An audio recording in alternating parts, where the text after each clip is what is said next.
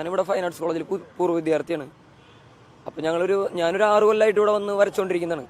ഒരാഴ്ചയായിട്ട് ഇവിടെ ഒരു കാറിൽ ഒരു പച്ച കളറ് ഷെവ്രോലെറ്റ് ബീറ്റ്സ് കാറിൽ കുറച്ച് ആളുകൾ വന്നിട്ട് ഇവിടെ ഇരിക്കണമെങ്കിൽ ദേവസ്വത്തിൻ്റെ അനുമതി മേടിക്കണം എന്ന് പറഞ്ഞു.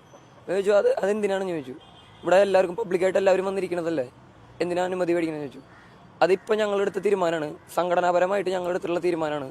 നിങ്ങളിവിടെ ഇരിക്കണമെന്നുണ്ടെങ്കിൽ ദേവസ്വത്തിൻ്റെ അനുമതി മേടിച്ചിരിക്കാൻ പാടുള്ളൂ.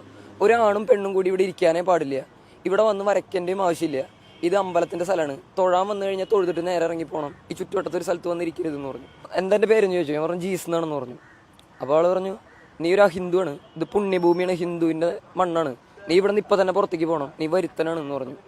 അപ്പോൾ ഈ പെൺകുട്ടി ചോദിച്ചു നിങ്ങൾ എന്തെങ്ങനെ സംസാരിക്കണം, ഇങ്ങനെയൊന്നും സംസാരിക്കേണ്ട ആവശ്യമില്ല എന്ന് പറഞ്ഞപ്പോൾ ഇവിടെ തെറിവാക്ക് വിളിച്ചിട്ട് ഇവിടെ നിന്ന് ഇറങ്ങി പോകാൻ പറഞ്ഞു. ജീസിനെ അവർ പറയും തല വെട്ടി കളയുന്നൊക്കെ പറഞ്ഞു.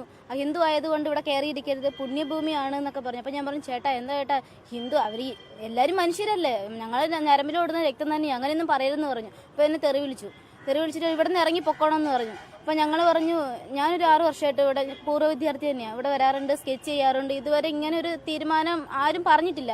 അഥവാ ഉണ്ടെങ്കിൽ ഇവിടെ നോട്ടീസ് ബോർഡ് ആയിട്ടിട്ട് പൊതുജനങ്ങളെ അറിയിക്കും എന്ന് പറഞ്ഞു. അപ്പോഴത്തേക്ക് പറഞ്ഞു ഇത് ഞങ്ങളുടെ തീരുമാനമാണ്, ഇവിടെ നിന്ന് ഇറങ്ങി പോയേ പറ്റുള്ളൂ എന്ന് പറഞ്ഞിട്ട് തെറി വിളിച്ചു, ഒരുപാട് തെറി വിളിച്ചു.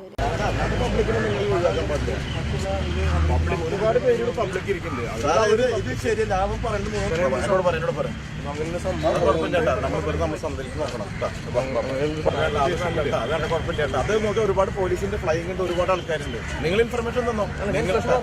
ഞാൻ ഇതുവരെ തല്ലിയിട്ടില്ല.